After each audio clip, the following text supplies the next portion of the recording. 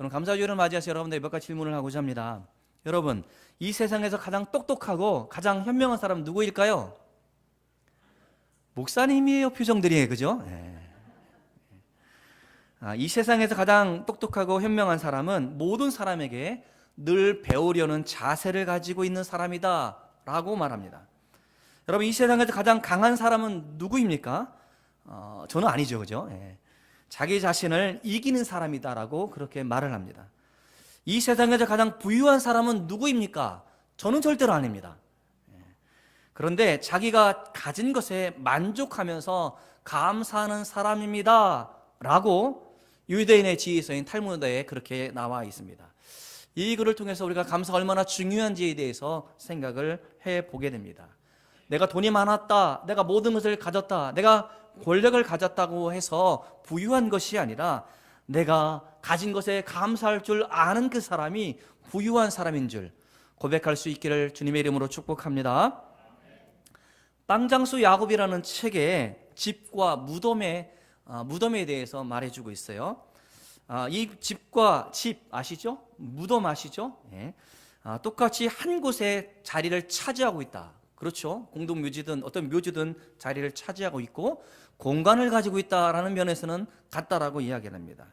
다른 점이 있다라고 한다면 여러분, 무덤이 없는 게 뭘까요? 우리 집에는 있는데 무덤이 없는 게 문이 없어요. 대문도 없고요, 창문도 없습니다.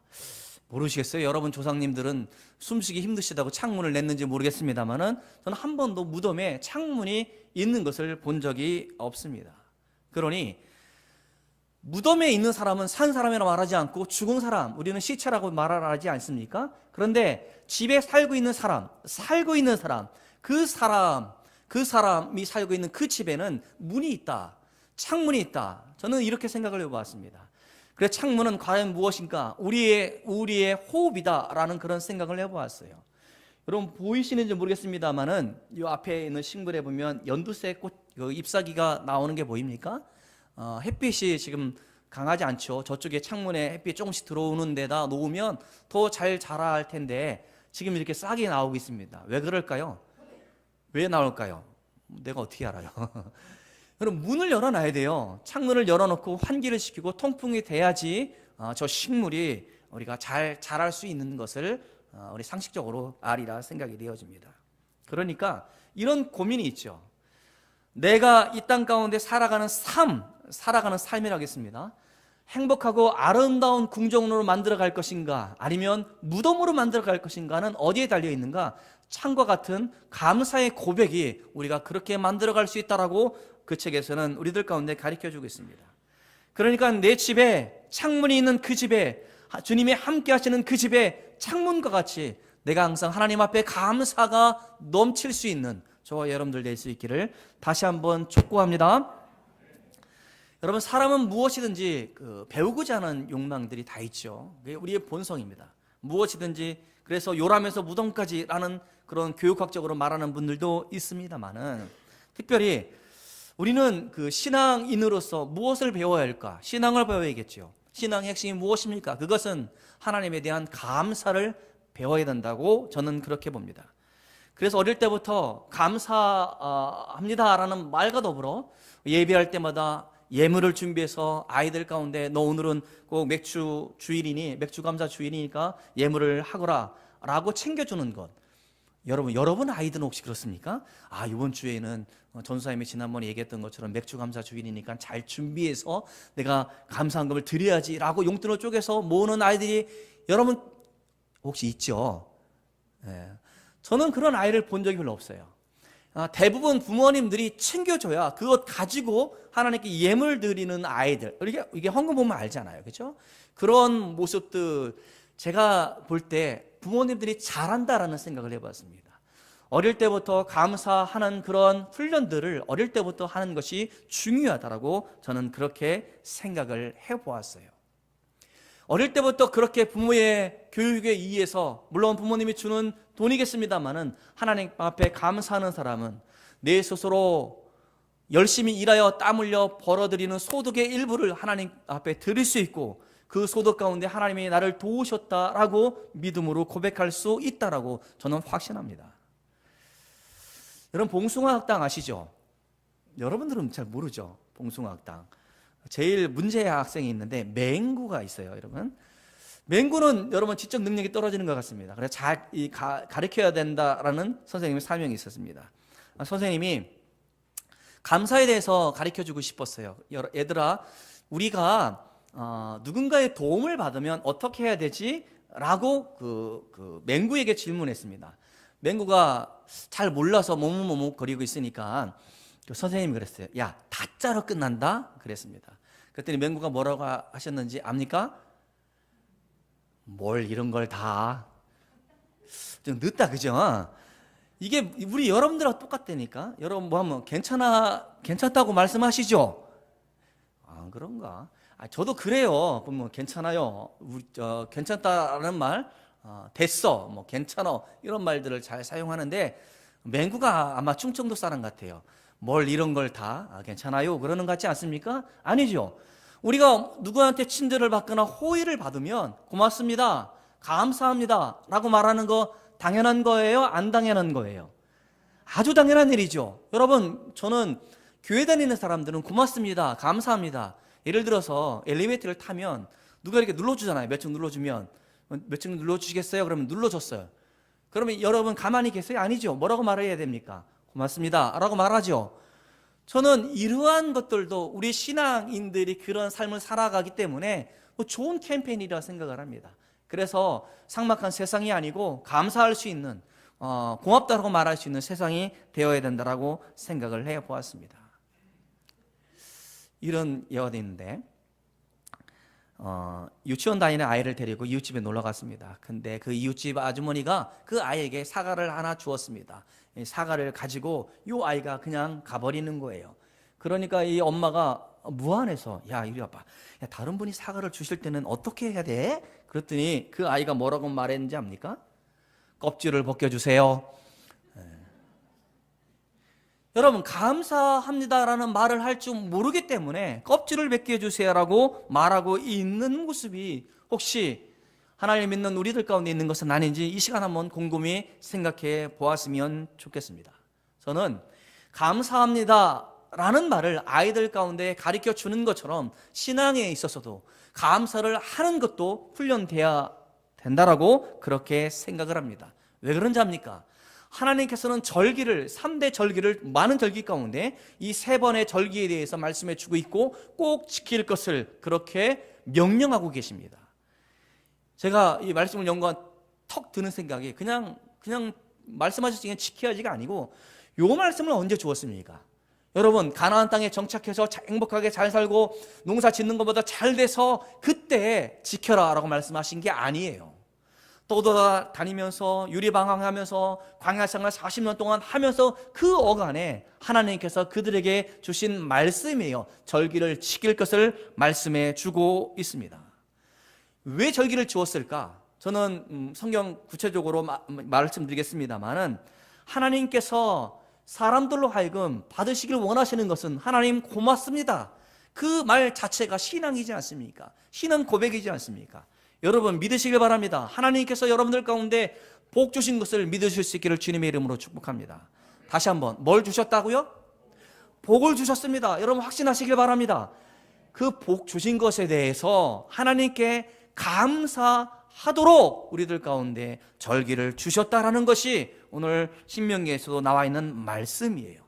그래서 이 말씀은 대대손손 신앙의 사람들 가운데 가르쳐 줘야 될 말씀이었습니다. 왜 그렇습니까? 하나님께 감사하는 그가 하나님을 기억할 수 있고 하나님의 은혜를 기억하여 영광을 돌릴 수 있기 때문에 그렇습니다.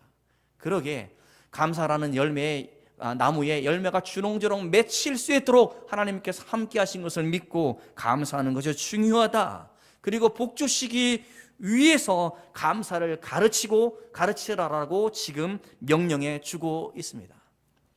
3대 절기가 뭔지 한번 생각을 해볼게요. 애굽에서 노예 생활을 할 때 10가지 재앙이 있었습니다. 그래서 6월, 그러니까 양의 피를 문설주에 바른 칩은 죽음의 사자가 건너뛰어, 그러니까 6월 지나간다, 패스오버라고 하죠.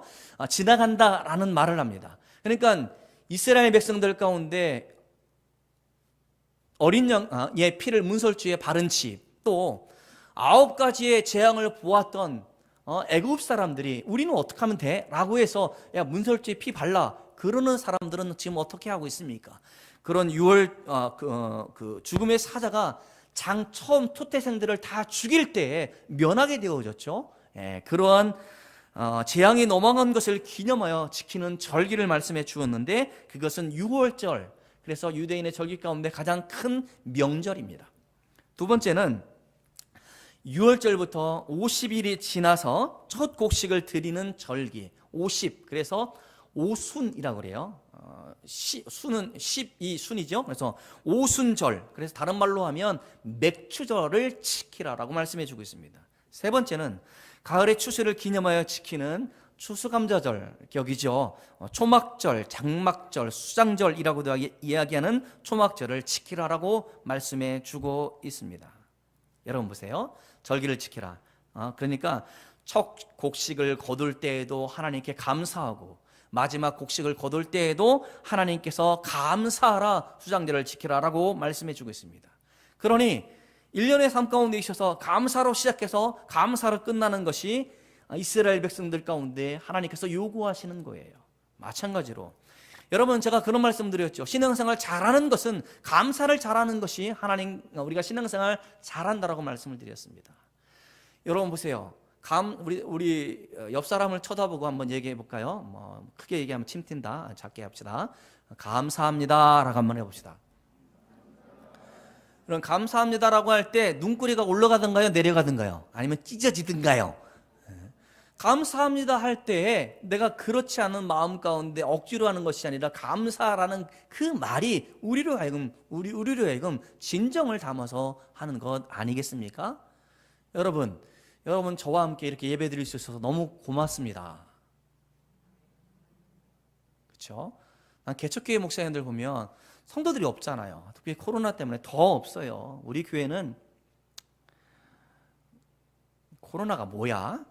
열심히 모여요, 그죠? 그것도 감사하거니와 여러분들 새벽에 볼 때 제가 늘 감사하는 게 새벽에 열심히 해주셔서 너무나 고맙고 성도들이 있어 감사하다. 마찬가지로 이렇게 좋은 목사님을 만나게 돼서 여러분 감사해요, 안 해요? 뭐 기분이 별로 안 좋으시는 두 사람이 있어요. 여러분 감사하면 마음이 따뜻해지고 마음이 따뜻한 사람들 가운데 여러분 저는 복 주신다, 저는 확신합니다. 다시 말하면 우리 신앙생활은 감사로 시작해서 감사로 마치는 거예요.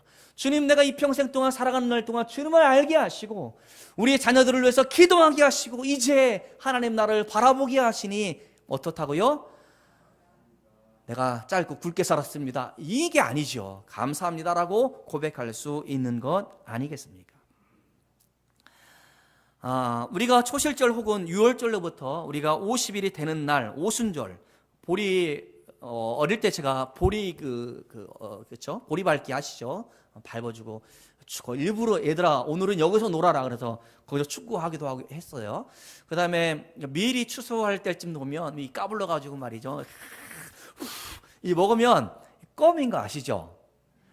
미안해, 내가 옛날 얘기했어, 너무 미안해. 우리는 그렇게 살았죠. 보리하고 우리 밀 추수를 보았지 않습니까? 그게 봄에 있었던 것 같아요. 여러분 마찬가지로 우리가 처음 거두는 곡식들이 있잖아요. 처음 곡식을 수확해서 하나님께 감사 드리는 절기가 바로 맥추절이란 말입니다.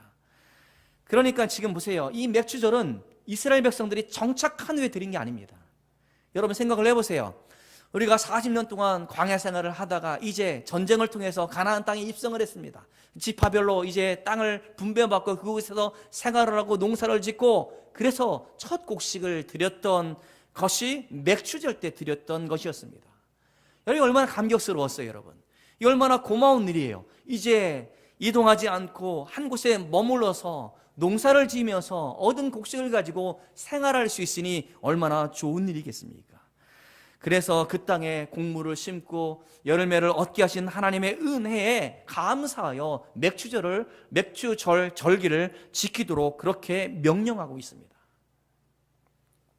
오랜 고통이 끝났습니다. 이리저리 이제 방황하지 않아도 됩니다. 그 땅에 소산을 먹게 된 것은 하나님의 전적인 은혜였다라고 출애굽한 것도 은혜요. 광야 생활 가운데 우리에게 먹을 것을 주신 것도 은혜요. 우리가 외적의 그 전쟁 가운데도 승리하게 하신 이 모든 것이 하나님의 은혜요. 이제 가나안 땅에 정착하여 한 곳에 머물러 농사를 짓고 이렇게 수확을 거둔 이 모든 것이 하나님의 은혜입니다라고 그들은 절기를 드려야만 했습니다.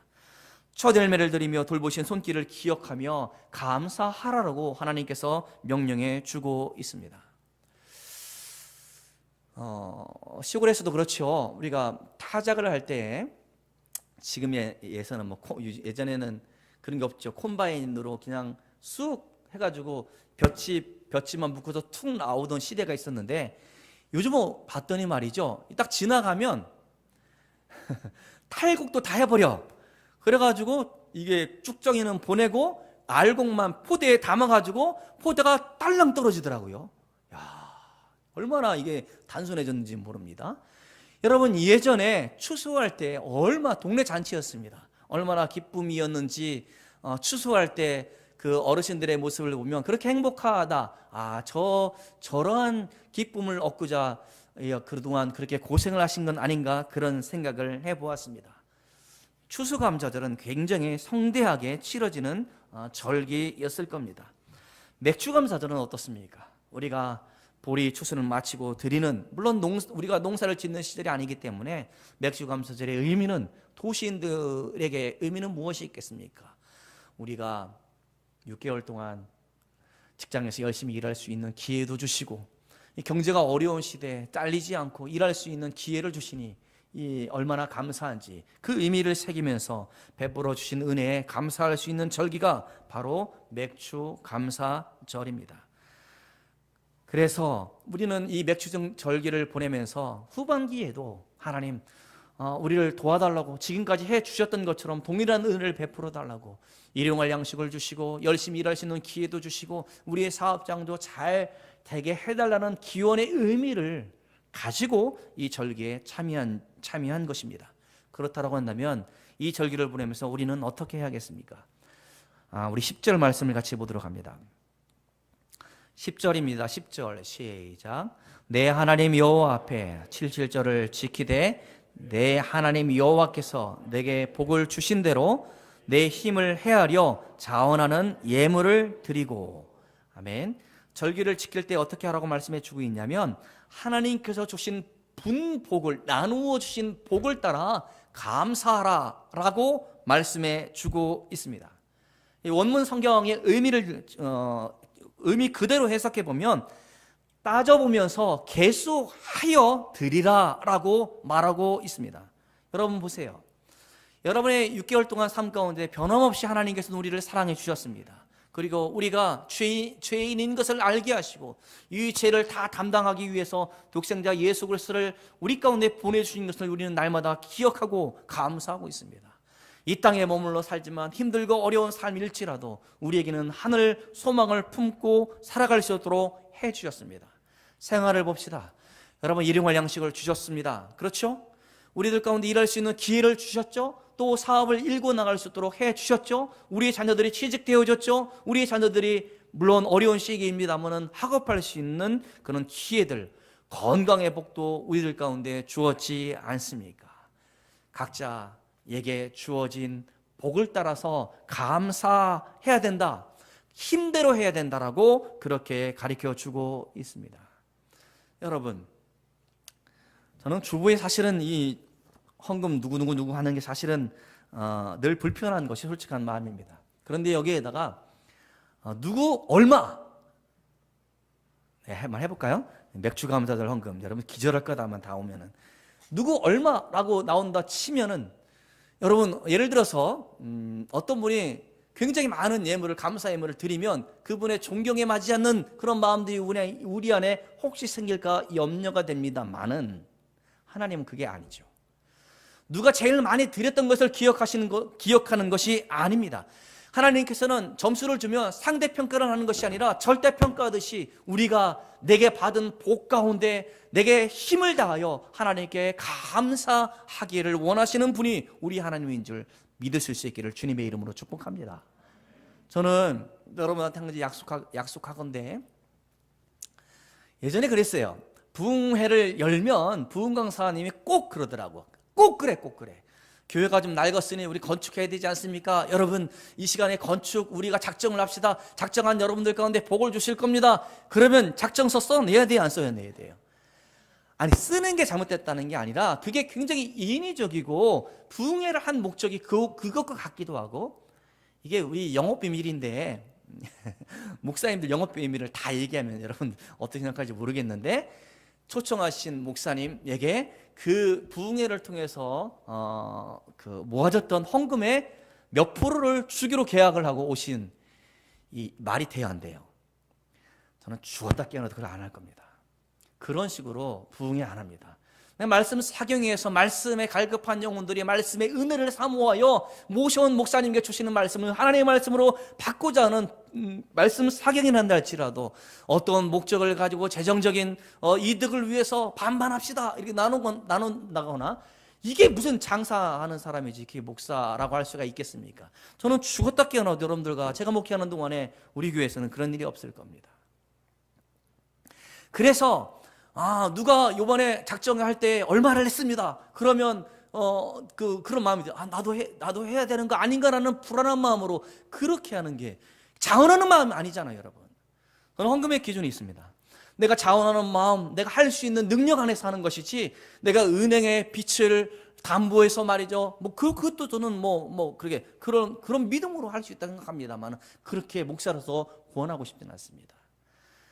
내게 주신 복을 따라서 내가 할 수 있는 대로 자원하는 마음으로 자발적으로 드리는 그 예물을 하나님께서 기쁘게 받으시는 줄 믿으실 수 있기를 주님의 이름으로 축복합니다. 오늘 말씀하고 있잖아요. 내 힘을 헤아려 자원하는 예물을 가지고 절기를 지킬 것을 명령하고 있습니다. 17절 말씀을 같이 읽어볼까요? 17절 시작. 각 사람이 내 하나님 여호와께서 주신 복을 따라 그 힘대로 드릴지니라. 그 힘대로 할 수 있는 힘을 다해서 드리라라고 말하고 있습니다. 하나님께서 눈여겨보시는 것은 봉투에 두꺼운 게 아니에요, 여러분. 물질을 드리면서 우리의 마음을 하나님께서는 보기를 원하세요. 그래서 주님께서 말씀하지 않았습니까? 마태복음 6장 21절에 내 보물 있는 그곳에는 내 무엇도 있다? 내 마음도 있느니라 주님께서 말하고 계십니다. 많은 것을 많다라고 말씀하시는 분이 아니시고, 적은 것을 왜 적게 드리냐라고 말씀하시는 분이 아닙니다. 우리의 믿음만큼, 하나님을 사랑하는 것만큼 우리가 드릴 수 있기를 주님의 이름으로 축복합니다. 여러분, 누가복음에 나오는 과부의 2렙돈을 칭찬합니다만은 그거는 누가복음을 잘 모르는 얘기예요. 누가복음에는 사회적 약자들에 대한 이야기를 많이 담고 있습니다. 여러분, 반세겔 종교세를 의무적으로 유대인들은 다 내야 합니다. 그런데 2렙돈은 아주 가장 작은 단위의 돈이에요. 반세겔에 미치지 못하는 그 돈, 자기가 가지고 있는 그 돈을 지금 성전세로 내야만 하는 사회적인 그런 문제점에 대해서는 고발하고 있다고 생각을 합니다. 그런데 있을 법한 그런 얘기를 주님께서 비유로 말씀하시면서 자원하는 마음을 담아서 하나님을 예배하는 그 여인에 대해서 말씀해 주고 있습니다. 이건 무엇입니까? 절대로 억지로 의무적으로 해서는 안 된다라고 가르쳐 주고 있는 것 아니겠습니까? 그렇게 사랑하는 여러분, 6개월 동안 지나오면서 여러분 삶 가운데, 여러분 가정 가운데 우리 교회에 주신 복을 세어보면서 무슨 복을 받았든지 간에 하나님께 감사할 수 있는 저와 여러분들 될 수 있기를 주님의 이름으로 축복합니다. 두 번째, 우리가 어떻게 절기를 보내야 할까? 11절 말씀을 같이 보도록 합니다. 11절입니다. 시작. 너와 내 자녀와 노비와 내 성중에 있는 레위인과 미 너희 중에 있는 객과 고아와 과부가 함께 내 하나님 여호와께서 자기의 이름을 두시려고 택하신 곳에서 내 하나님 여호와 앞에서 즐거워할지니라. 아멘. 여러분, 누구와 함께 즐거워한다는 것은 드린다, 절기에 참여한다는 것 아니겠습니까? 나그네, 고아, 과부. 여러분, 과부가 불쌍해요? 안 불쌍해요? 제 어머니께서 과부셨어요. 그러니까 아버지가 일찍 돌아가셨죠. 과부는 여러분 불쌍합니다. 무슨 말씀인지 아시죠? 성경에 나오는 과부는 더 불쌍합니다. 우리 시대는 여자들도 일할 수 있는 기회가 많아요. 높은 지위에도 올라가기도 하고 말이죠. 공무원 시험, 우리 판검사, 변호사 가운데도 여자분들이 얼마나 많이 있습니까? 그런데 이 당시에 이 말씀을 주는 시대, 특별히 또 예수님 시대도 마찬가지입니다만은 여자는 경제적 능력이 없습니다. 그게 무슨 말이야? 일할 수 있는 곳이 없어요. 5번 결혼한 여자가 있습니다.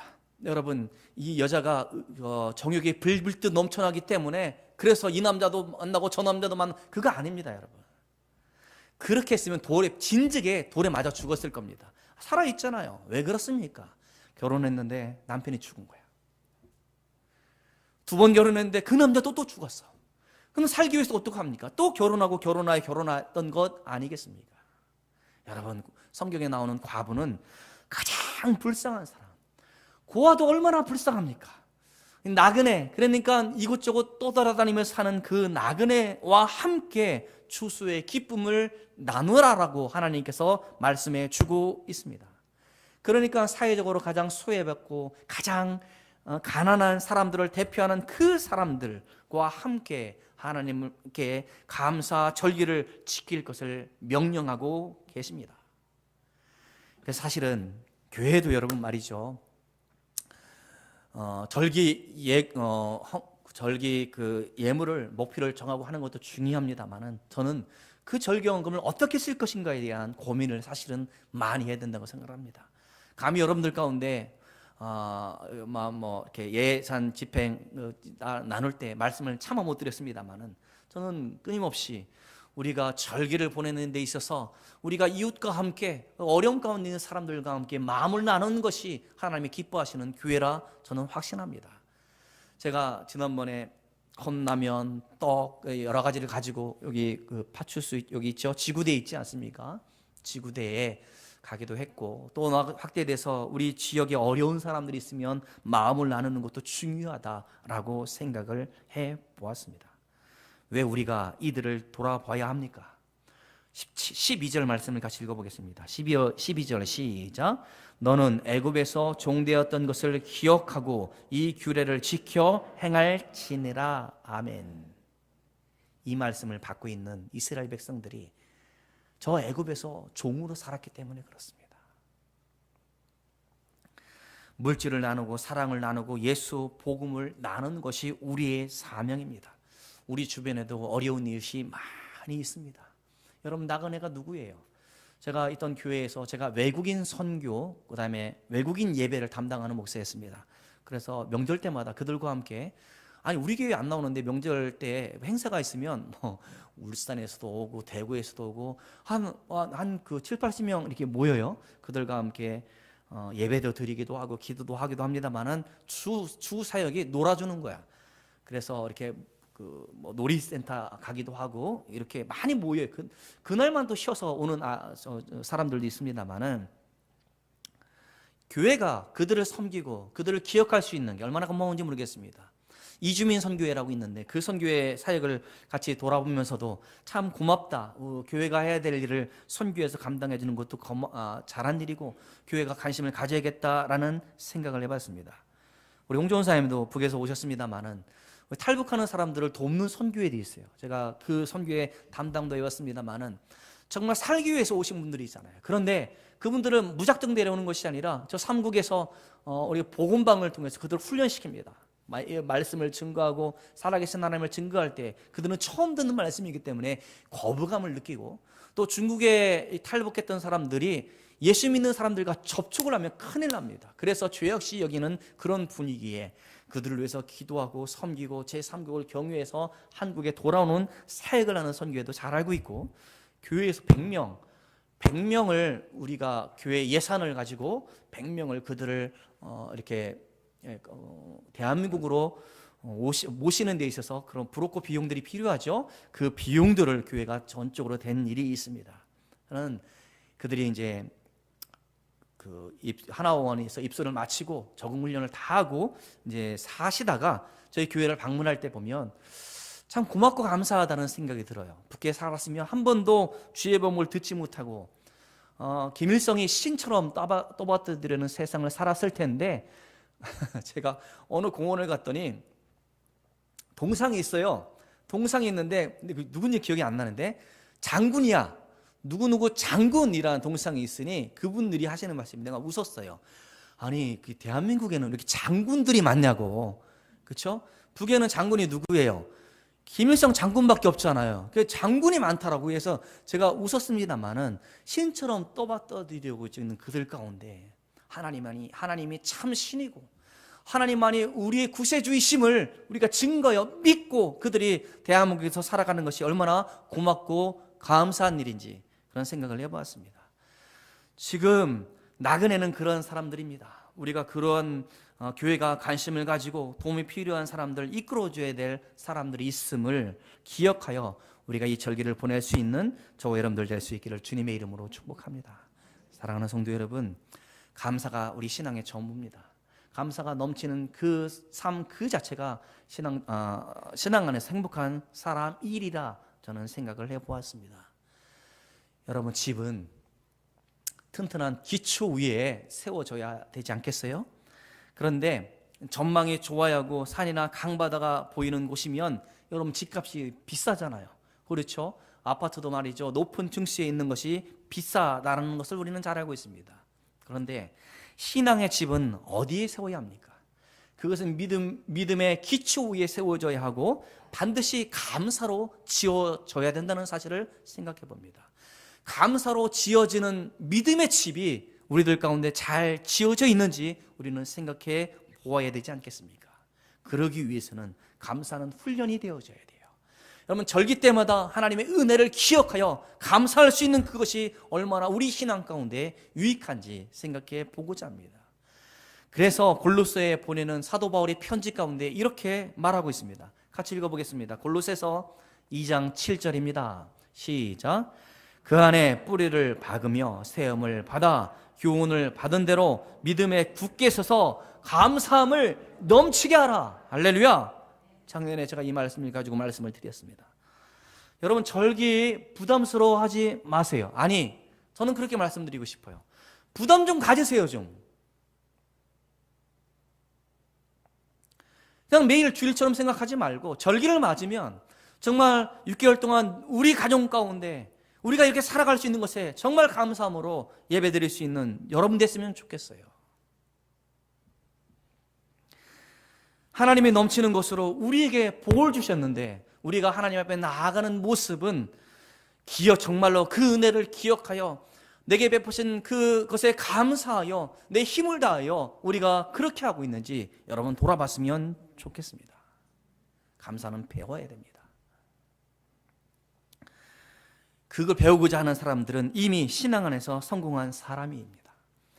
여러분, 인류의 첫 번째 범죄는 감사의 결핍에서 비롯되어졌다라고 프란세 세퍼 학자는 그렇게 이야기를 합니다. 첫 번째 사람 아담이 실패한 것도 베푸신 그 은혜를 기억하여 감사하지 못했기 때문이라고 말하고 있습니다. 모든 것이 다 가능했습니다. 에덴 동산 중앙에 있는 선악을 알게 하는 나무의 열매만 먹지 못하는 일이에요. 그러나 모든 것을 다 알 수 있음에도 불구하고 그것을 감사하지 못했기 때문에 그는 죄 가운데 넘어질 수밖에 없었습니다. 사랑하는 성도 여러분, 하나님께서는 여러분들 가운데 많은 것을 주셨음에도 불구하고 여러분의 신앙의 모습이 헐떡거리고 있는 모습을 볼 때마다 너무나 안타까워요. 제가 어제 어떤 분을 만났는데 제가 여러분 그런 자랑했어요. 우리 교회 장로님들 정말 귀하시고 좋으신 분이고 장로님들의 자녀들이 잘 되는 모습이 얼마나 목사로서 고마운 일인지 모르겠습니다 라고 그런 이야기를 했습니다. 우리 교회에서 신앙생활하여 여러분들이 이 세상 살아가는 날 동안 하나님이 주시는 기쁨을 누리고 복을 누리고 여러분 자녀들도 그것을 보면서 하나님을 섬기고자 하는 마음이 여러분 가운데 있기를 주님의 이름으로 축복합니다. 여러분, 우리가 세상에 있는 거 다 누리지 못할 겁니다. 그렇죠? 다 가지지 못할 거예요. 아니면 부족한 것이 너무나 많다라고 말하는 사람이 있는지 모르겠습니다. 그러나 하나님께서 내게 주신 것이 얼마나 많은지 여러분 하나씩 한번 살펴볼까요? 얼마나 많은 것을 주었는지. 나는 믿음이 부유한 사람인지 믿음이 가난한 사람인지 여러분 스스로 한번 대답을 해보세요. 몇 가지 질문합니다. 여러분, 친구의 사업이 성공적일 때 마음이 흐뭇해요? 아니면 기분 나빠요? 친구의 사업이 잘 되면 여러분, 마음이 흐뭇해지는 그 사람, 마음이 부유한 사람입니다. 여러분, 남을 위하여 돈을 내가 김동호 목사님이 하시는 말씀, 지금 친구들을 만날 때 밥을 먹고 나서 신발 끈 매지 않고 계산할 수 있어서 감사합니다. 이게 무슨 말이에요? 내가 친구들한테 밥 샀다는 거 아닙니까? 그러면 주머니에 돈이 없으면 어떻게 해야 돼? 신발끈 열심히 매는 거야. 뭐 매져 있는 거 또 매고 있지 않습니까? 그렇듯이 남을 위해서 돈을 쓸 때 주저하지 않고 남을 위해서 돈을 쓸 때 여러분, 마음이 어떻습니까? 기쁘면 마음이 부유한 사람입니다. 아들, 딸들이, 우리 자녀들이 보통 사람으로 성장하고 있는 것에 대하여 감사한 마음을 가지고 있어요? 여러분, 부유한 사람입니다. 여러분, 정말 식사 기도할 때마다 정말 일용할 양식을 주신 것에 감사하는 마음이 있습니까? 그럼 여러분, 부자입니다. 그리고 우리가 눈에 보이는, 저는 요즘 너무나 행복해요. 제가 옥상에 여러분 올라가 보시면 우리 교회 화분은 다 숨겨놨습니다, 거기에. 그래서 싹이 나고 말이죠, 새 잎이 나고 그러는 모습을 보면 얼마나 감사한지 모르겠습니다. 마찬가지로 여러분, 자연의 아름다운 모습을 보고 감사하는 마음이 생기면 여러분, 부유한 사람입니다. 좀 더 있으면 좋겠다라는 생각보다는 이만한 것도 어디야, 너무 좋다라고 말할 수 있는 그 사람이 부유한 사람입니다. 남을 비판하는 것보다 남을 축복하는 말이 내 입에 붙어 있으면 그 사람 부유한 사람 아니겠습니까? 내가 지나온 날을 후회하거나 지금 현실을 한탄하는 것보다 내 마음의 주인이신 하나님을 바라보면서 주님을 만날 소망을 가지고 살아가는 그 사람이 마음이 부유한 사람이지 않습니까? 나는 지금 많이 바쁩니다. 너무나 분주합니다. 그 분주한 것 가운데도 하나님을 생각할 수 있는 그 사람의 마음이 부유한 사람입니다. 마지막으로 죽음에 대하여, 이제 세상에서의 이별, 세상에서의 모든 것을 정리할 시간에 대하여 자신감이 있으면 나는 부유한 사람일 겁니다. 사랑하는 성도 여러분, 바라기는 절기를 우리가 보내면서 우리가 항상 모든 일에 부유한 사람 될 수 있기를 주님의 이름으로 축복합니다. 기도하겠습니다. 하나님, 우리 아버지시여, 우리를 사랑하여 주셔서 우리 맥주 감사 주를 맞이하여 하나님께서 베푸신 은혜와 사랑을 기억하여 감사하게 하시니 진실로 감사합니다. 하나님, 우리의 성도들의 말이 모든 것에 대하여 감사하는 말이 되게 도와주시옵시고, 이렇게 예배의 자리 가운데 하나님께서 베푸신 은혜를 기억하여 예비하는 것이 얼마나 행복한 것인지 말하며 예배드리는 우리 모든 성도들 다 될 수 있도록 주님 도와주옵소서. 우리가 반년을 돌아보면서 일용할 양식을 주셨고, 일할 수 있는 직장 일터를 허락하여 주셨고, 우리의 사업장을 허락하신 하나님께 감사하는 마음이 우리 모든 성도들 가운데 있게 하여 주옵소서. 하나님, 그래 우리의 신앙생활이 윤택하게 하시고 우리가 하나님께 맡겨진 사명을 감당하여 하나님 영광이 되게 도와주시옵시고, 우리 교회가 그렇게 쓰임받는 교회가 될 수 있도록 모든 성도 한 사람 한 사람에게 하나님께서 주시고자 하는 복을 더욱더 내려주시옵시고, 그것에 감사하게 도와주시옵시고, 그것을 누리며 살아가는 우리 모든 성도들 다 될 수 있도록 주님 역사하여 주옵소서. 그래 하나님, 믿음이 부유한 사람들이 되어져서 모든 것에 감사할 수 있는 우리 성도들, 하나님, 우리가 하나님 나라에서 만날 그때에 감사가 열매가 주렁주렁 맺혀서 그 모든 것으로 하나님께 영광 돌릴 수 있는 우리 사랑하는 성도들 다 되게 도와주옵소서. 감사드리오며 사랑이 많으신 예수님의 이름으로 기도드리옵나이다. 아멘.